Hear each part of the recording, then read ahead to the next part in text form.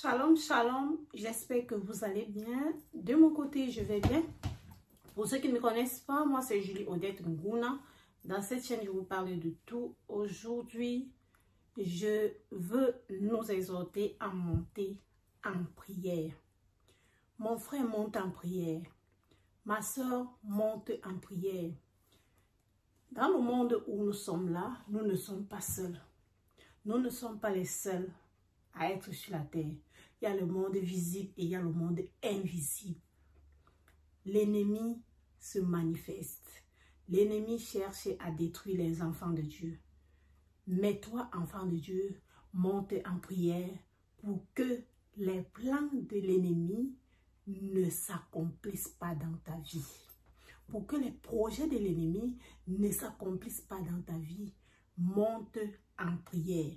Monte en prière. Monte en prière, mon frère, ma soeur.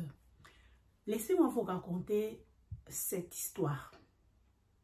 Mon grand frère est pasteur. Un jour, il est allé au village. Il y a notre grand frère, j'ai notre grand frère au village. Il est arrivé chez lui. Il a passé une nuit là-bas, chez mon grand frère là. Il est païen. Il n'a pas encore donné sa vie au Seigneur. Là-bas, chez mon grand frère là, qui était au village, il a 2 enfants. Des petits-enfants de 9 ans. L'autre avait 3 ans en ce temps-là. Et celle de 3 ans là, on me l'avait surnommée, donc elle porte mon nom. Donc mon grand frère m'avait surnommé cet enfant, c'est mon homonyme. Donc elle porte mon nom. Ce qui fait que mon grand frère pasteur a passé une nuit là-bas, dans cette maison, dans la maison de son frère. Il n'a pas pu dormir. Il ne faisait que rêver comment ces 2 enfants-là montaient sur lui, piétinaient sa tête, montaient sur lui. Donc il a fait des mauvais rêves toute la nuit. Toute la nuit, il faisait les mauvais rêves. Mes frères, mes soeurs, tu sais que, vous savez qu'il y a des rêves qui font peur. Et je vais encore te dire une chose, que si tu es le style qui ne rêve pas, demande au Seigneur de te donner la grâce de pouvoir rêver, la grâce d'avoir des songes. Parce que un enfant de Dieu, Dieu lui révèle des choses invisibles dans les rêves, dans les visions, dans les songes. Donc, tu dois demander au Seigneur de te faire grâce d'avoir les songes dans la nuit. Ce qui fait que quand il s'est réveillé, mes frères, il y a les rêves qui font peur. Hein. Que quand tu finis de rêver comme ça le matin, toute la journée, tu as peur. Il avait peur. Et qu'est-ce qui se passait? Celle-là qu'on avait donné mon nom, qui porte mon nom, elle était tout le temps malade. Donc elle était hospitalisée. Dès que sa mère rentre avec elle de l'hôpital, elle tombe encore malade, elle rentre encore à l'hôpital. Donc elle était constamment malade, celle de 3 ans. Constamment malade. Ce qui fait que, comme c'était les païens, comme c'est des païens, elle l'a amenée chez les marabouts du village. Les marabouts ont fait les remèdes. Ils ont blessé partout, partout, partout, dans le ventre, partout sur le corps, partout, partout, partout. Ils ont dit non, on a donné la sorcellerie à l'enfant. L'enfant est revenu, juste là, l'enfant tombe malade. L'enfant tombe malade, l'enfant tombe malade. Moi, étant à Yaoundé, elle me dit que non, comme tu es à Yaoundé, j'aimerais que ton bonbon vienne là-bas. Quand elle m'a dit ça, oui, j'ai réfléchi. Par rapport au rêve que mon grand frère m'avait dit que les 2 enfants-là sont les sorciers, ils l'ont traumatisé toute la nuit. J'ai repensé à ça, mais j'ai encore pensé que Jésus est le Tout-Puissant. J'ai pensé que Jésus est le Tout-Puissant. J'ai pensé encore que Jésus est celui qui détruit tous les œuvres du diable. La sorcellerie est très petite devant Jésus. Je suis restée. Après, j'ai dit, ah, sans souci, je peux qu'elle vienne, qu'on amène l'enfant, c'est mon homonyme, c'est mon bébé, il faut que elle vienne. Une petite belle petite fille. Après maintenant, on a fait venir mon homonyme. J'ouvre une parenthèse que je vais fermer très rapidement. J'ai suivi une vidéo avant-hier où le pasteur Joël est en train d'expliquer comment se fait, comment les gens de la sorcellerie font, comment ils font leurs trucs, ce qu'ils pratiquent et tout et tout. Laissez-moi vous écouter. Même sans ton consentement, on peut t'ensorceler. La chose qui permet l'ensorcellement, c'est l'accès. Une certaine porte a été ouverte, mais on peut t'ensorceler sans ton consentement. Voilà pourquoi nous pouvons entendre parler d'une sorcellerie inconsciente. La personne n'a pas accepté, elle ne sait même pas quand ça s'est passé, mais elle a été ensorcelée. Dans la magie blanche, ça ne se fait pas. Avant d'initier quelqu'un, la personne doit être d'accord de l'initiation et elle entre dans l'initiation. La sorcellerie semble petite, elle semble faible parmi toutes les autres sciences occultes, mais elle est très, très dangereuse. Que Dieu te donne la victoire. Voilà pourquoi j'ai béni les adorateurs, ils ont élevé Jésus. Ils ont fait la louange. Pour briser le pouvoir de la sorcellerie, il faut élever Jésus. Si tu n'élèves pas Jésus, mon frère, tu dis que tu viens seulement avec ton jeûne, on va te dévorer. Il faut élever le nom de Jésus, le nom qui est au-dessus de tous les noms. Tu vas avec ça élever. La sorcellerie va s'affaisser. Que l'Éternel te donne la victoire ce soir. Dis à un voisin, une voisine, ce soir, on a affaire à la sorcellerie de ta famille. Tu dois vaincre au nom de Jésus. J'ai dit qu'elle est nocive aussi parce qu'elle se distille sans le consentement de la personne. Elle se donne sans le consentement de la personne. La deuxième dangerosité de la sorcellerie, nous sommes toujours dans les 5.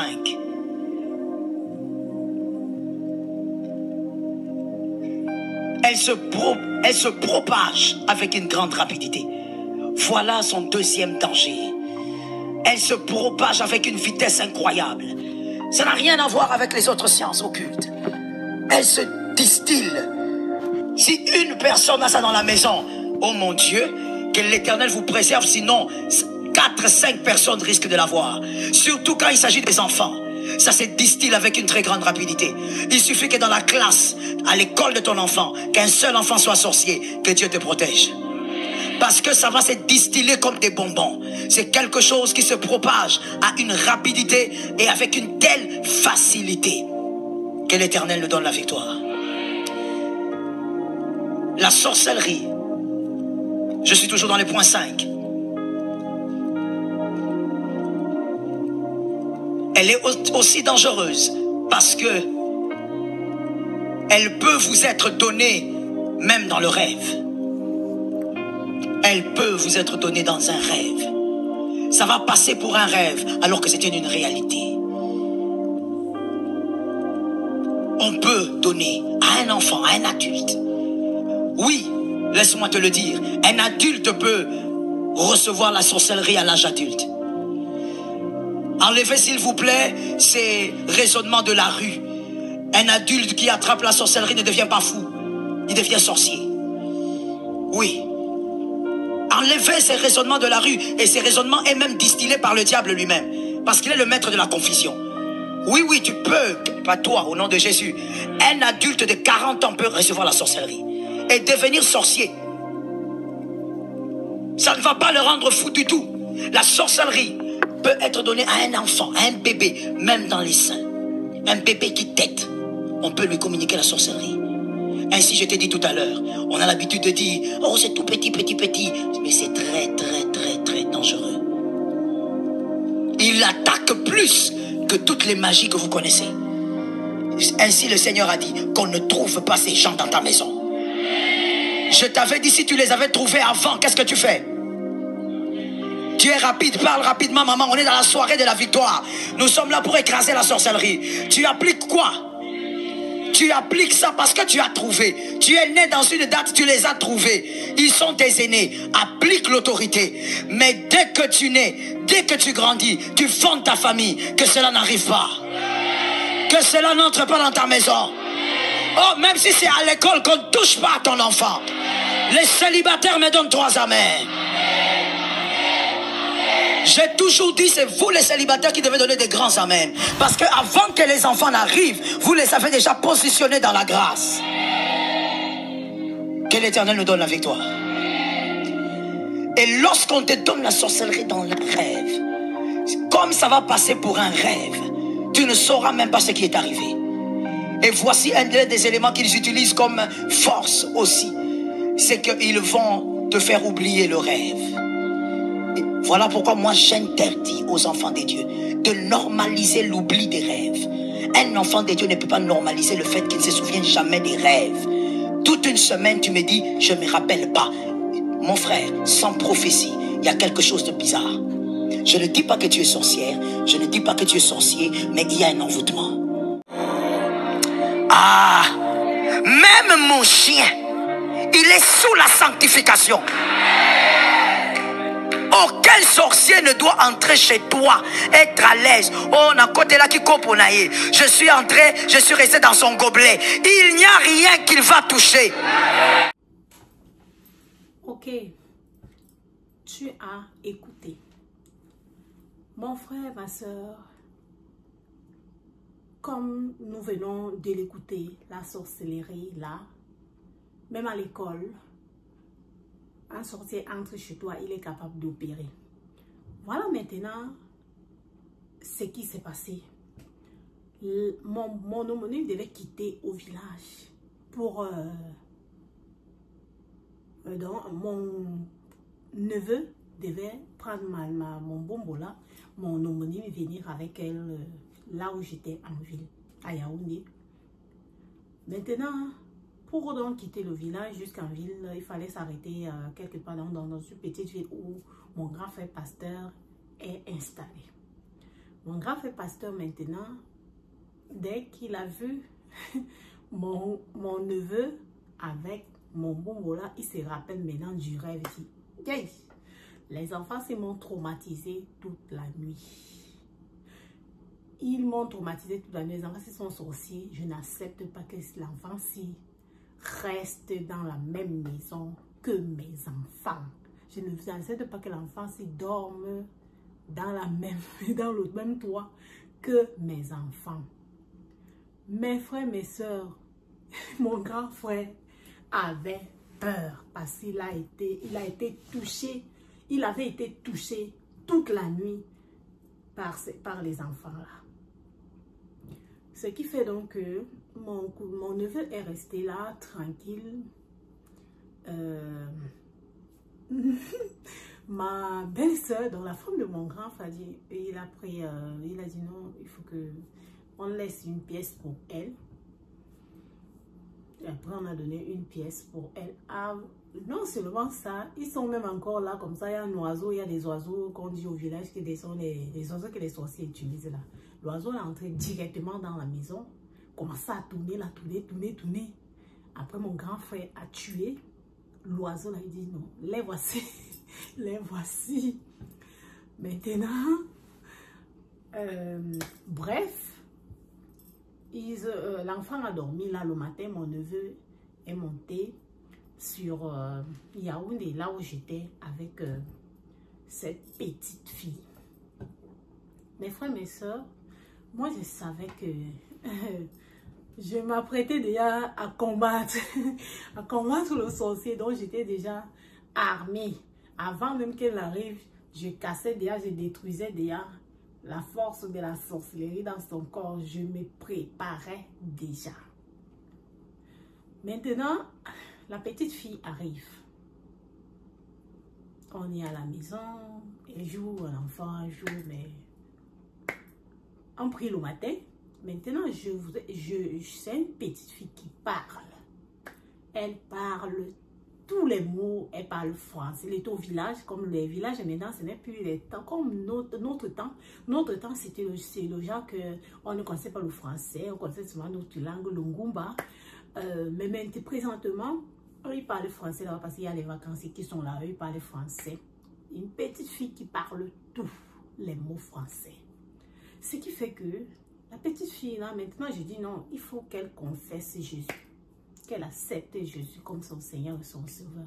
Parce que une fois, j'avais suivi une prédication du pasteur Massoulou qui disait que si on arrive à initier les enfants, les bébés dans la sorcellerie, il faut également que les petits-enfants, on les apprend à accepter Jésus, que les petits-enfants confessent Jésus dans leur bouche.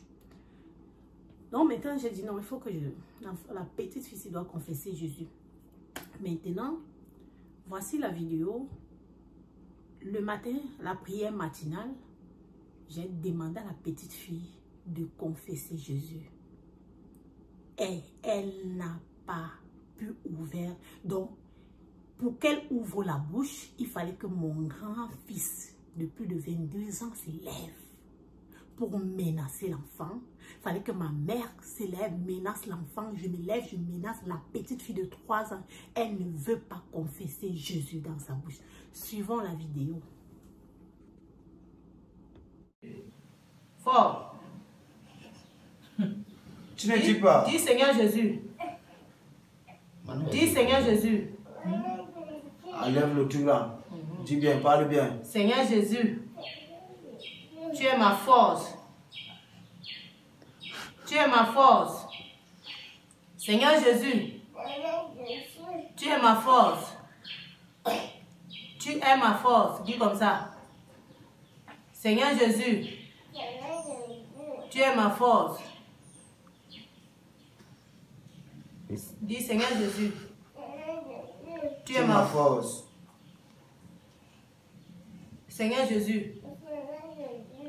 Seigneur Jésus. Seigneur Jésus. Tu es mon sauveur. Tu es mon sauveur.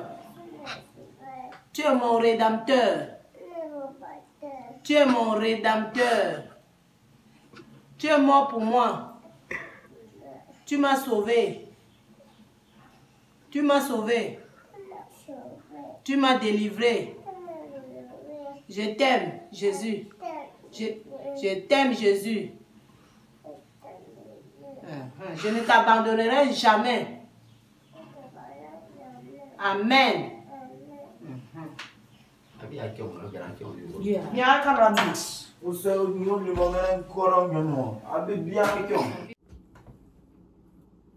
Ok. Nous avons menacé l'enfant pour que l'enfant confesse Jésus. L'enfant ne voulait pas faire sortir Jésus dans sa bouche. Mes frères, mes sœurs, le nom de Jésus est puissant. Le nom de Jésus, plus haut que tous les noms, roi des rois, aucun nom n'est comme le sien. Le nom de Jésus, plus haut que tous les noms, Alpha, Oméga, aucun nom n'est comme le sien. Mes frères, mes sœurs, l'enfant ne pouvait pas confesser Jésus. Il fallait qu'on menace l'enfant pour que l'enfant confesse. Mes frères, mes sœurs, le combat là, monte en prière, que le Seigneur te révèle, que le Seigneur te dirige, que le Seigneur te conduit. Si tu as les enfants chez toi, fais-les confesser Jésus. Parce que quand tu confesses de ta bouche que Jésus est Seigneur Sauveur, il est entré dans ta vie, donc l'ennemi n'aura plus de place. Maintenant là, regardons la petite fille. J'étais avec elle, je vivais avec elle, elle était déjà, c'est mon bébé. J'étais avec la petite fille à la maison, on partait à l'église et j'ai constaté on partait à l'église. Quand je m'agenouais, elle s'agenouait. Quand je me prosternais, elle se prosternait. Quand je priais en marchant là, feu, je prie, je pars, je marche. Elle est là devant moi, elle prie aussi. Elle fait les gestes. Je ne sais pas ce qu'elle dit, mais elle est en train de me faire les gens. J'ai dit non Seigneur, tu es en train d'agir. Et la petite fille là qui était au village, tout le temps elle était malade. Mes frères, mes soeurs, moi, ce que je vous dis, c'est la vérité. Dieu m'est témoin. Sa mère partait régulièrement à l'hôpital avec cet enfant. Elle était hospitalisée chaque semaine. Donc, dès que sa mère entre à l'hôpital, dès qu'elle rentre comme ça, elle tombe encore malade. Il faut qu'on l'amène encore à l'hôpital. Tous les marabouts des cours des secteurs là, la petite fille là, on est parti avec la petite fille là chez les marabouts. Tu vas même voir son corps, les marabouts ont mis les trucs, ils ont incisé, découpé sa peau partout pour faire les trucs de maraboutage. Mais quand l'enfant est arrivé chez moi, par des prières, par les jeûnes qu'on fait à la maison, par les prières qu'on fait, mes frères, mes soeurs, l'enfant là, jusqu'à présent, elle a déjà fait 2 ans. Elle n'est pas encore partie à l'hôpital. Elle n'a plus jamais vu l'hôpital depuis qu'elle est chez moi. Depuis qu'elle est chez moi, l'hôpital n'a pas encore vu son pied. Depuis qu'elle vit avec, elle est avec ma famille là-bas. Moi-même, je suis ici au Canada. Je suis là. Le Seigneur me montre que non, il y a les attaques. Je prie étant ici, j'envoie le tonnerre, la foudre, le feu de Dieu dans la maison pour paralyser les actions de l'ennemi dans la maison. Mes frères, mes soeurs, monte en prière, ma soeur. Monte en prière pour toi, pour tes enfants. Si tu es célibataire même, prie pour tes futurs enfants. Parce que maintenant, l'ennemi est partout, même à l'école. Même dans les établissements, partout. Partout. Même au travail, même partout, on retrouve maintenant l'ennemi. Que le Seigneur nous aide. Montons en prière. Je crois une chose, que Dieu va se manifester dans nos vies. Récemment, j'entends encore son petit frère, son grand frère, le grand frère de mon homonyme, les deux qui étaient au village. Sa mère dit non, il faut que... J'ai dit non, comme la petite là est restée seule, elle sera isolée, il faut que son grand frère monte à là où j'ai une maison à Yaoundé. Il faut que son grand frère monte là-bas, que les deux soient ensemble. Et les deux sont présentement là, ensemble.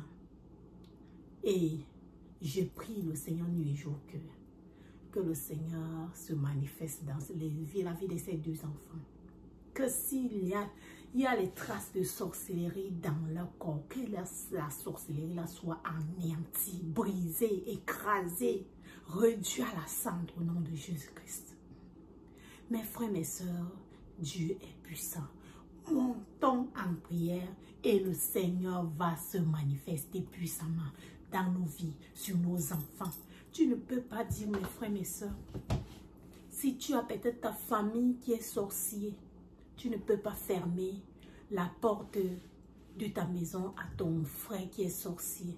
Ça, c'est déjà la méchanceté. Et la peur chasse la foi. Tu as la foi. Tu as Jésus en toi. Tu as Jésus en toi. Mais mon frère, ma soeur, la sorcellerie n'est rien. Détruis ses œuvres. Paralyse ses actions. Et Dieu va agir. Tu paralyses, ça va aller. Tu envoies le feu sur ça, ça va se détruire. Donc, tu ne peux pas dire que tu as ton neveu qui est sorcier, il vient chez toi, tu lui fermes la porte. Je ne trouve pas ça bien. Je ne trouve pas ça vraiment bien. Si tu as un membre de ta famille qui est sorcier, vu que la sorcellerie même, c'est quoi? C'est quelque chose qui est arrivé. Et comme Jésus pouvait me le dire, Jésus a dit, Seigneur, pardonne-leur car ils ne savent pas ce qu'ils font. Si l'homme sorcier pouvait connaître que non, ce qu'il fait est mauvais, il n'allait pas pratiquer la sorcellerie, mais c'est par ignorance qu'il le fait. Et il faut quoi? Il vient chez toi, mais avant qu'un sorcier arrive chez toi, prie, avant que tu n'ailles dormir chez un sorcier, recommande ta nuit là au Seigneur. Recommande ta nuit là au Seigneur. Dis au Seigneur d'agir. Moi-même, je vous dis comme je vous dis là. Peut-être souvent quand je passe la nuit chez mon grand frère qui est païen là, je me levais comme ça, peut-être 3 à 4, une fois, je me suis réveillée 4 fois par nuit. 4 fois, je vous dis 4 fois. Donc je dors comme ça, je rêve mal. Je me réveille, je commence à prier des trucs, casser des trucs. Je dors, je me réveille, même chose, je dors, je me réveille, même chose dans sa maison.